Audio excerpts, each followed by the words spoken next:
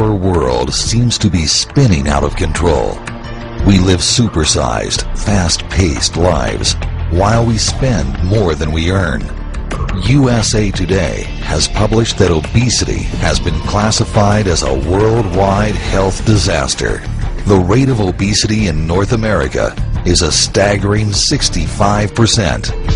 Is it possible to take control of our lives and reset our future? Don't you ever wish your body had a reset button? With USANA's 5-day high-fiber cleanse, you can make a clean break. Now's the time for you to say, I'm taking control of my life today.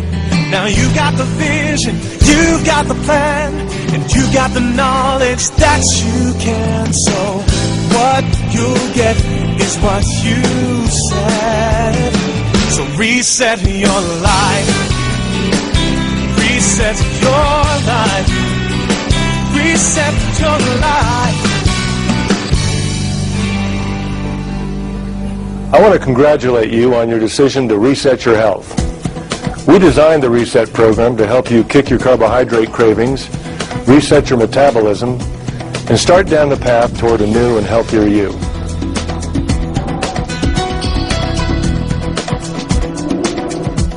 More than 2/3 of adults and 1/3 of children in the United States and Canada are now considered to be either overweight or obese.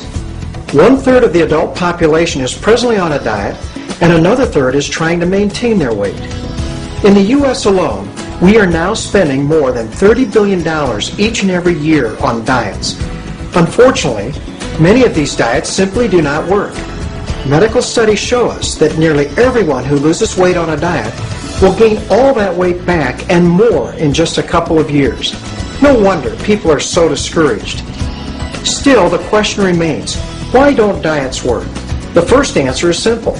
Because diets are a short-term solution for a long-term problem. Another reason diets don't work is because they are not balanced. First, we thought the problem was too much fat in our diet. Then we felt the problem was too many carbohydrates in our diet. However, in order to maintain optimal health, you need to be consuming a balance of good carbohydrates, good fats, and good proteins. But the most critical reason that diets do not work is because they fail to address a possible underlying cause of many obesity cases today, which is insulin insensitivity. When you are not as sensitive to your own insulin, your body not only begins storing additional fat, but it also literally holds on to that fat like a sponge holds on to water. In 1981, Dr. David Jenkins introduced a new concept for how quickly our bodies are able to absorb long chains of sugar, which make up carbohydrates.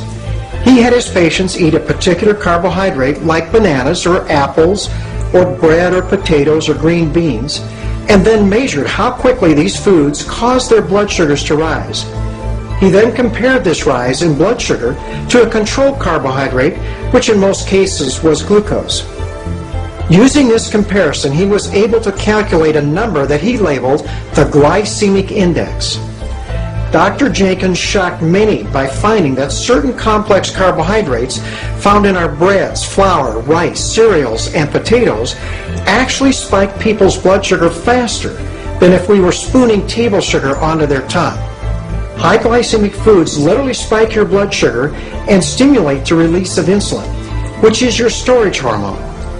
The body needs to control blood sugar in a very narrow range, and insulin drives the sugar into the cell to either be utilized or stored as glycogen or fat. Insulin also blocks the release of fat. So what exactly happens when you spike your blood sugar? When blood sugar rapidly rises, it causes a tremendous release of free radicals, which in turn leads to significant inflammation of the arteries, especially the fine arteries of the muscle called capillaries.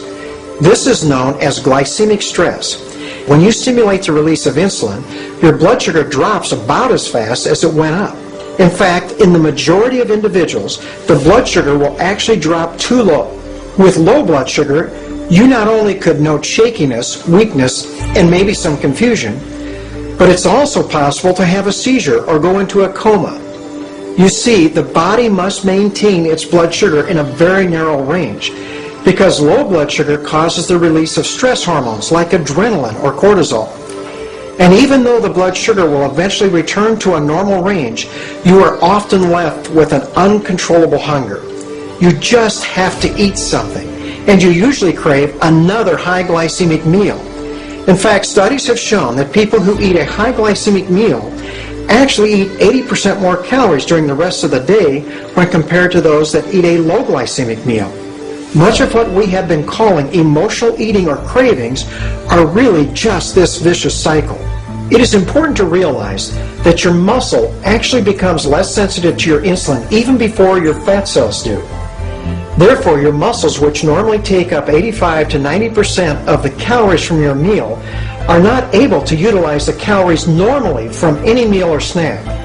It is like someone has switched the tracks on your glucose train from your muscles to the fat cells of your abdomen. There, the glucose is converted into fat, which is another job of insulin. You see, when you become less sensitive to your insulin, a calorie is no longer a calorie.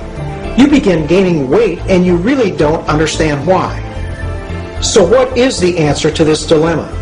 In my practice, I have found that a simple and convenient regimen of low glycemic, balanced foods can reset the body at the cellular level to store less fat. Most people can make this change in about 5 days. They are then primed to reverse this glycemic stress, end their carbohydrate cravings, and become more sensitive to their own insulin again.